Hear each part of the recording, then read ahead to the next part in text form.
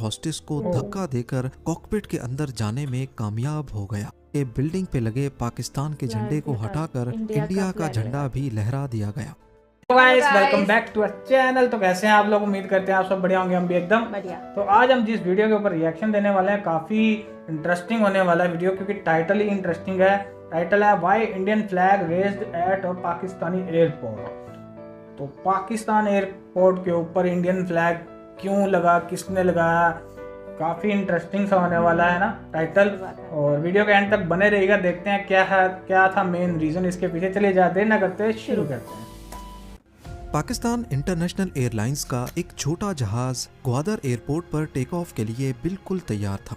हमेशा की तरह ये एक रूटीन फ्लाइट थी, पर आज का दिन पाकिस्तानी अथॉरिटीज के लिए किसी भी तरह से नॉर्मल नहीं था, क्योंकि उस वक्त किसी को भी मालूम नहीं था कि जहाज में 3 हाईजैकर्स भी सफर कर रहे हैं। अचानक इत्तला मिली कि एक जहाज हाईजैक हुआ है। अगले चंद घंटों में PIA की फ्लाइट 544 नेशनल और इंटरनेशनल मीडिया की हेडलाइंस बनने वाली थी।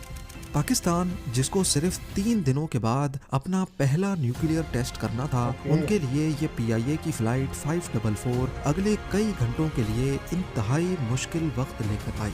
इतना मुश्किल कि पाकिस्तान को मजबूरन इंडिया का फ्लैग लहराना पड़ गया। ज़ेम TV की वीडियोस में एक बार फिर से खुशामदीद। नाजरीन, ये 25 मई 1998 की शाम थी। पाकिस्तान इंटरनेशनल एयरलाइंस या फिर PIA की फ्लाइट 544 बलूचिस्तान के शहर तुर्बत से टेक ऑफ हुई और ग्वादर इंटरनेशनल एयरपोर्ट पर लैंड हुई। ये PIA का छोटा फोकर F-27 एयरक्राफ्ट था, जिसका ग्वादर एयरपोर्ट पर सिर्फ 20 मिनट का स्टे था। यहाँ 3 पैसेंजर्स उतर गए और एक नया पैसेंजर ऑन बोर्ड हो गया। अब जहाज में टोटल 27 पैसेंजर्स और 5 क्रू मेंबर्स मौजूद थे। पैसेंजर बोर्डिंग के बाद जहाज ने शाम के 5:55 पर टेक ऑफ किया और अब इसका अगला और final stop Karachi international airport था, जहां उसे ठीक 1 घंटे के बाद 6:55 पर लैंड करना था। ग्वादर एयरपोर्ट से टेक ऑफ किए अभी चंद मिनट ही गुजरे थे कि एक पैसेंजर उठा और कॉकपिट की तरफ जाने लगा, जिस पर एयर होस्टेस ने उसको रोकना चाहा, लेकिन वो शख्स एयर होस्टेस को धक्का देकर कॉकपिट के अंदर जाने में कामयाब हो गया। आपको यहाँ बताते चले कि जिस वक्त PIA की फ्लाइट 544 में ये सब कुछ हो रहा था, उसके ठीक 3 दिनों के बाद 28 मई 1998 वाले दिन पाकिस्तान को अपना पहला न्यूक्लियर टेस्ट बलूचिस्तान प्रोविंस में छगाई डिस्ट्रिक्ट की पहाड़ियों पे करना था। इस टेस्ट को पाकिस्तान ने छगाई 1 का नाम दिया और ये पाकिस्तान की हिस्ट्री में एक बहुत इम्पोर्टेंट दिन था, क्योंकि इंडिया अपना दूसरा न्यूक्लियर टेस्ट पोखरान 2 इसी महीने की शुरुआत में कर चुका था। दुनिया की नजर में पाकिस्तान न्यूक्लियर रेस में ऑलरेडी 24 साल पीछे था, क्योंकि इंडिया ने अपना पहला न्यूक्लियर टेस्ट पोखरान 1 1974 में किया। यही वजह है कि अपने पहले न्यूक्लियर टेस्ट से पहले पाकिस्तान किसी किस्म की गड़बड़ नहीं चाहता था, लेकिन ना चाहते हुए भी जिसका डर था वही हुआ। उधर PIA की फ्लाइट 544 के कॉकपिट में जबरदस्ती घुसने वाले शख्स ने अपना पिस्टल निकाला और पायलट को कहा कि जहाज हाईजैक कर लिया गया है। पैसेंजर केबिन में हाईजैकर के 2 और साथी भी थे। जब उन्होंने देखा कि पायलट काबू हो चुका है, तो वो अपनी सीट से उठे और वेपन्स के जोर पे तमाम पैसेंजर्स को होस्टेज बना लिया।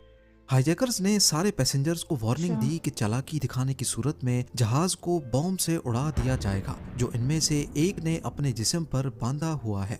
अभी किसी को कुछ समझ आता, इतने में पायलट ने भी अनाउंसमेंट करके इस बात की कंफर्मेशन कर दी। PK 544 के केबिन क्रू में पायलट कैप्टन उजैर खान, को pilot first officer Mohammad Faisal, जबकि 2 एयर होस्टेस खालिदा अफरीदी और अस्मा ईरानी समेत एक ग्राउंड इंजीनियर सजाद चौधरी भी शामिल थे। तीनों हाईजैकर्स बज़ाहिर पढ़े लिखे नहीं लगते थे। उन्होंने शलवार कमीज पहन रखी थी और क्योंकि वो तुर्बत से बोर्ड हुए थे, तो इस बात के काफी चांसेस थे कि इनका ताल्लुक भी बलूचिस्तान प्रोविंस से है। पर आखिर हाईजैकर्स की डिमांड क्या थी? बलूचिस्तान प्रोविंस पाकिस्तान के साउथ में मौजूद यहाँ की सबसे बड़ी प्रोविंस है। ब्रिटिश इंडिया के दौर से ही यहाँ के कुछ कबीले अपना अलग मुल्क चाहते थे, लेकिन 1947 में पाकिस्तान और इंडिया का पार्टीशन हो गया और बलूचिस्तान को पाकिस्तान की प्रोविंस डिक्लेयर कर दिया गया। तब से लेकर बलूचिस्तान के कुछ कबीले पाकिस्तानी गवर्नमेंट के खिलाफ हैं और बलूचिस्तान के नेचुरल रिसोर्सेज को इस्तेमाल करना इनको अच्छा नहीं लगता। 28 मई 1998 को अपना पहला न्यूक्लियर टेस्ट भी पाकिस्तान को बलूचिस्तान में ही चगाई डिस्ट्रिक्ट में करना था। रिपोर्ट्स के मुताबिक यहाँ की लोकल पॉपुलेशन को खतरा था कि अगर न्यूक्लियर टेस्टिंग इस एरिया में हुई तो इनको इसके भयानक नतायज भुगतने पड़ेंगे। पर दूसरी तरफ पाकिस्तानी गवर्नमेंट का पॉइंट है कि यहाँ गिने चुने लोग रहते थे जिनको न्यूक्लियर टेस्टिंग से पहले ही दूसरे एरियाज में शिफ्ट कर दिया गया था।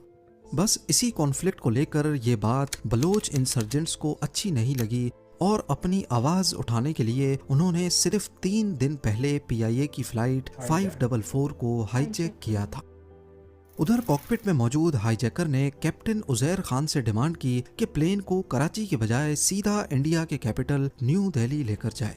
हाईजैकर्स ने ये डिमांड क्यों की थी? ऐसा माना जाता है कि शायद उनको इंडिया में लैंड करवाकर पूरी दुनिया की अटेंशन अपनी तरफ लानी थी।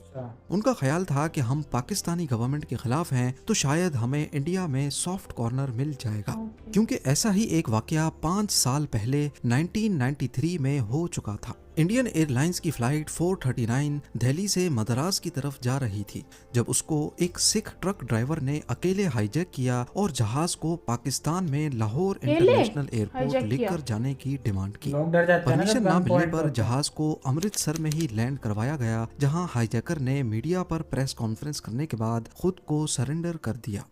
शायद बलोच हाईजैकर्स का भी ऐसा ही कोई प्लान था।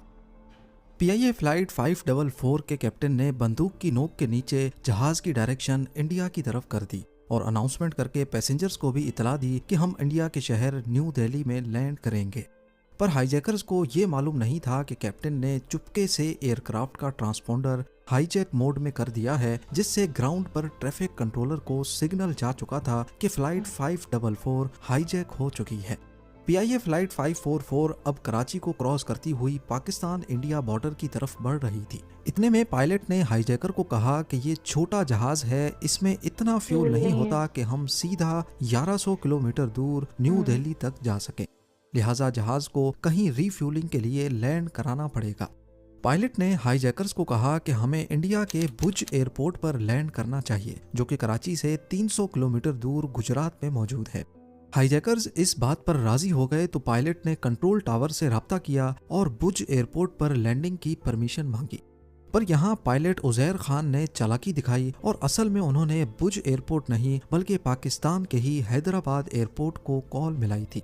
पूरे पाकिस्तान के एयरपोर्ट्स पर पहले से इंफॉर्मेशन पहुंच चुकी थी कि फ्लाइट 544 हाईजैक हो चुकी है, जिसकी वजह से हैदराबाद एयरपोर्ट का कंट्रोल टावर पहले से अलर्ट था। आगे से हैदराबाद एयरपोर्ट की अथॉरिटीज ने भी खुद को भुज एयरपोर्ट ही जाहिर करते हुए कैप्टन को लैंडिंग की परमिशन दे दी। इस वक्त रात हो चुकी थी और अब पूरे हैदराबाद में इमरजेंसी डिक्लेयर हो गई कि एक जहाज हाईजैक हो चुका है जो कुछ ही देर में हैदराबाद एयरपोर्ट पे लैंड करेगा। और सबसे बड़ा मसला ये कि हाईजैकर्स इस एयरपोर्ट को इंडिया का भुज एयरपोर्ट समझ रहे हैं। एयरपोर्ट अथॉरिटीज को कहा गया कि वो फौरन पूरे एयरपोर्ट से तमाम निशानात लगा दें जिससे एयरपोर्ट की पहचान होती है। उन्होंने टर्मिनल की बिल्डिंग पे लिखा हुआ हैदराबाद एयरपोर्ट का नाम छुपा दिया, पूरे एयरपोर्ट से साइन बोर्ड्स हटा दिए, लाइट्स ऑफ कर दी गईं और यहाँ तक के बिल्डिंग पे लगे पाकिस्तान के झंडे को हटाकर इंडिया का झंडा भी लहरा दिया गया। इसके अलावा लोकल एडमिनिस्ट्रेशन के साथ मिलकर पूरे हैदराबाद सिटी को ब्लैकआउट कर दिया गया ताकि लैंडिंग के वक्त हैदराबाद का कोई खास निशान हाईजैकर्स पहचान ना सकें।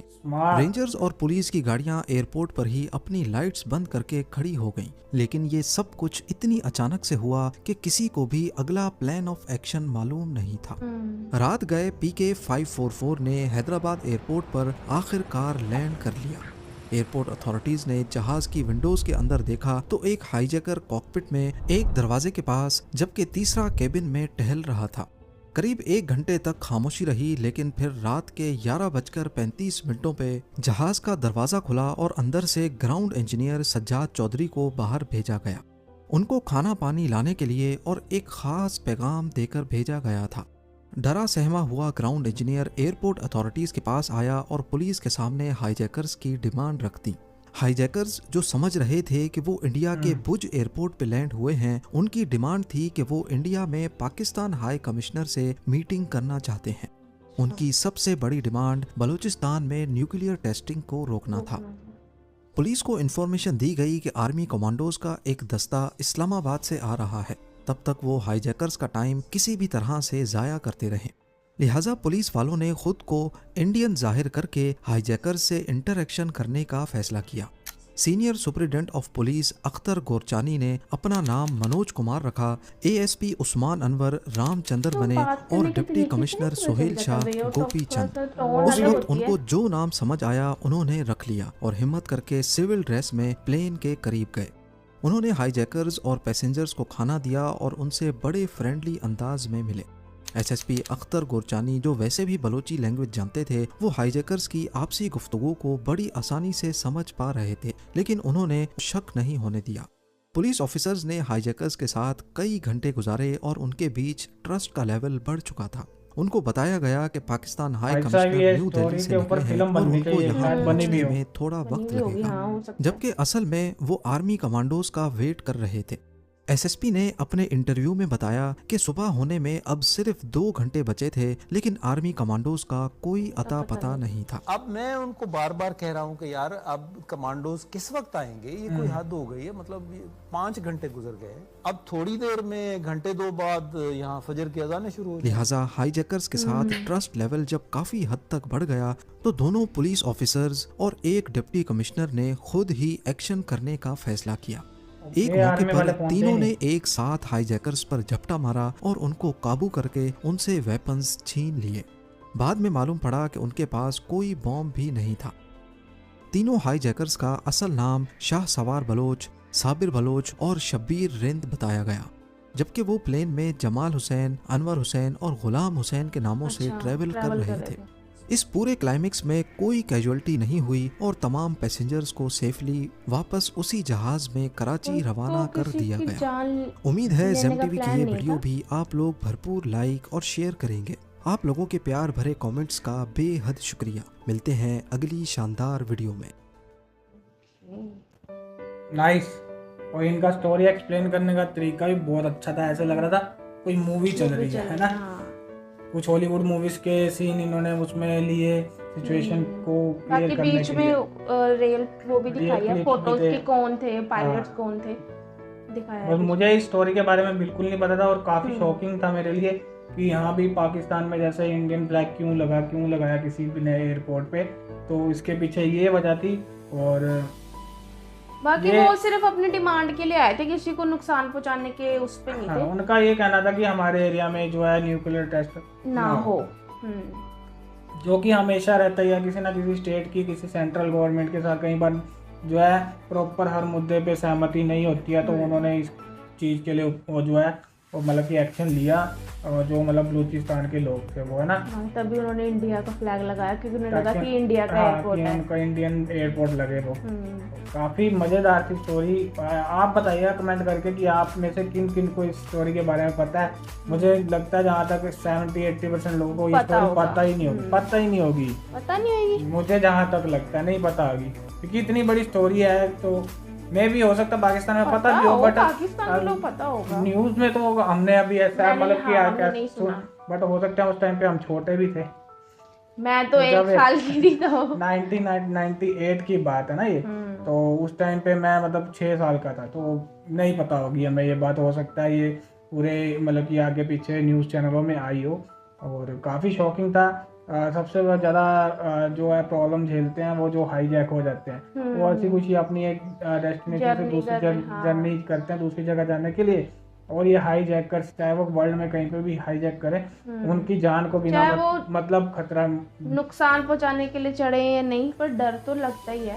कुछ भी हो सकता है सिचुएशन में। कई बार गोली चल जाए, कुछ हो जाए, बॉम्ब ब्लास्ट हो जाए, तो उन मासूमों की जानें तो जा सकती है ना। बाकी ये स्टोरी इस लेवल की थी कि इसके ऊपर प्रॉपर डॉक्यूमेंट्री फिल्म बनाई जा सकती है ना। पाकिस्तान वाले फिल्म बना सकते हैं और उसमें दिखा सकते हैं कैसे हमारे जो है पुलिस वालों ने अपनी होशियारी दिखा के और कैसे उस पायलट ने स्मार्ट मूव किया कि उनको पता ही नहीं लगा कि वो घुमा के और दोबारा उन्होंने पाकिस्तान अलर्ट गई। भी कर दिया बटन दबा के। पायलट को सल्यूट है, और पुलिस ने तो अपना एक्शन लेना ही था, मेन काम पायलट का था। आई होप आप सबको वीडियो पसंद आया होगा, हमें बहुत अच्छी लगी। और ऐसी ही वीडियो देखने के लिए हमारे चैनल को सब्सक्राइब जरूर कर लेना, और वीडियो हमारे अपने फ्रेंड सर्कल में शेयर जरूर करना। फिर लाइक भी मिलेंगे, करना। लाइक भी करना। फिर मिलेंगे नई वीडियो में। Take care, bye bye.